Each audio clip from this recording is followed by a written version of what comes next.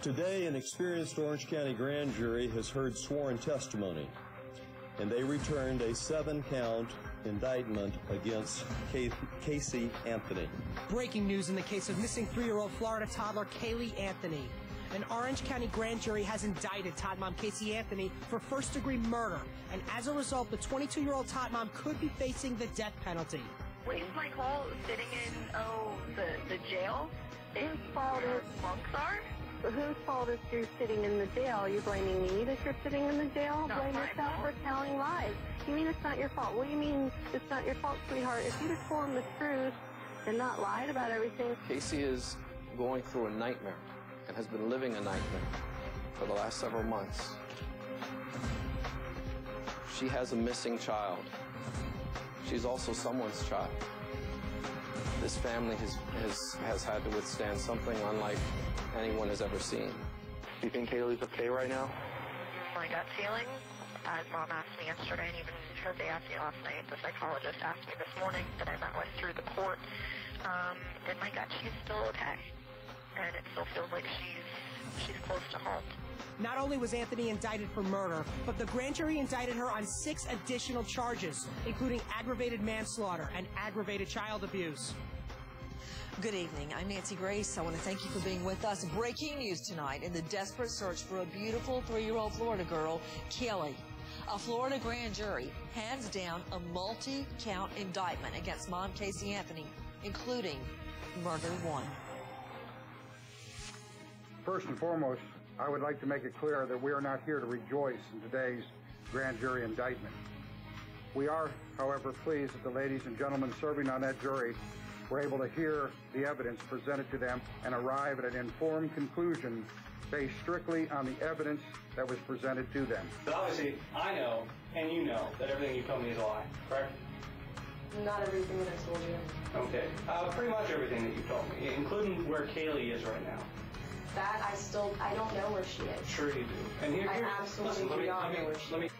I would again ask you and employ all of you to try and understand what Casey is going through, and to understand that we have been preparing from day one for the very worst, because that's my job, and I wouldn't be doing her a proper service if I didn't prepare her for probably what's going to go down today. Well, let's go through this again. We're here because we got here how? To do what? Because I lied. Speaking directly as a father, a day doesn't pass where I wish the evidence we have gathered in this case didn't add up to the painfully obvious. Sadly, I cannot change the facts surrounding this investigation. The grand jury has concluded that little Caylee is deceased and their daughter has been indicted in her death. To Jessica D'Onofrio with WKMG. Jessica, give us the latest. Well, Nancy, it only took 30 minutes for this grand jury to decide that Casey Anthony should be charged with first-degree murder. Now, that charge does carry the death penalty in this state, and State Attorney Lawson Lamar, he was able to convince at least 12 of the 19 jurors that this should go to trial. So this is a big twist in the case. This is a major event here, obviously, that doesn't even need to be said. But as you like to say, Nancy, a major bombshell today. To Mark Williams with WNDB News Radio 1150. Explain to me what went down today. Well, what went down was at least 12 of those jurors said they indicted her on first-degree murder, which is a capital case here in the state of Florida.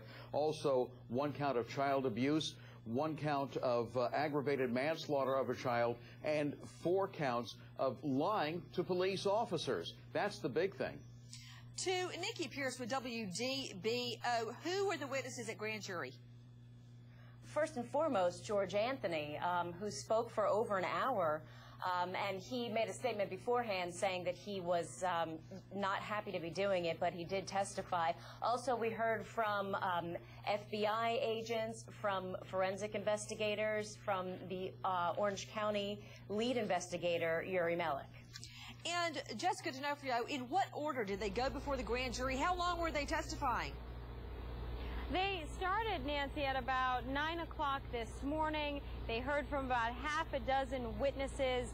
They went through to lunch. They broke for lunch. They came back at around 1 p.m., and then they heard from about 2 more witnesses after that. So there were quite a few hours of testimony there, and about 3:30 in the afternoon, that's when we heard that the grand jury had made a decision on this. That's when we were all called in to the chambers, and that's when we heard that she was going to be charged with the capital offense.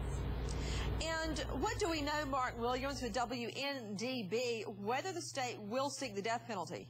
Right now, State Attorney Lawson Lamar says he has not made a decision whether Casey will undergo the death penalty or just life in prison. That still has yet to be determined, Nancy.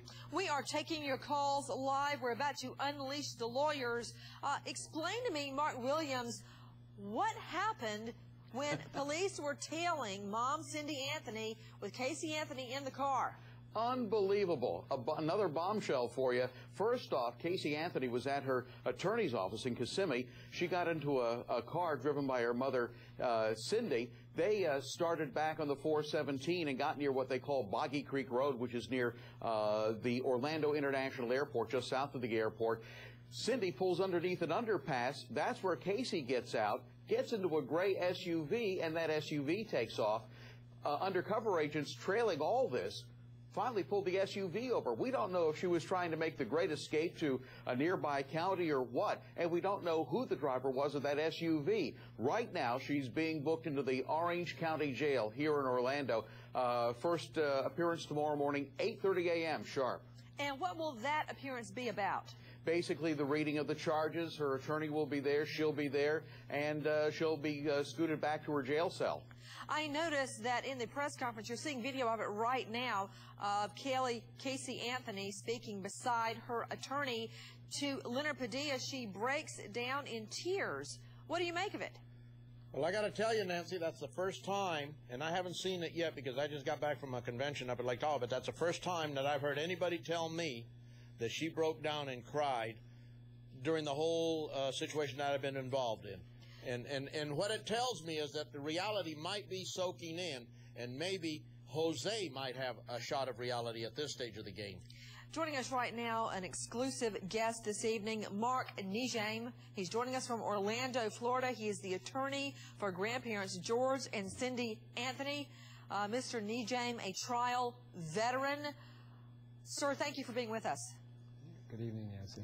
I understand at the outset that you cannot comment on George Anthony's testimony before the grand jury today, but I would like to hear an explanation as to why your client Cindy Anthony changed her daughter out of the car into another car under an overpass. I'm not sure that's what happened at all.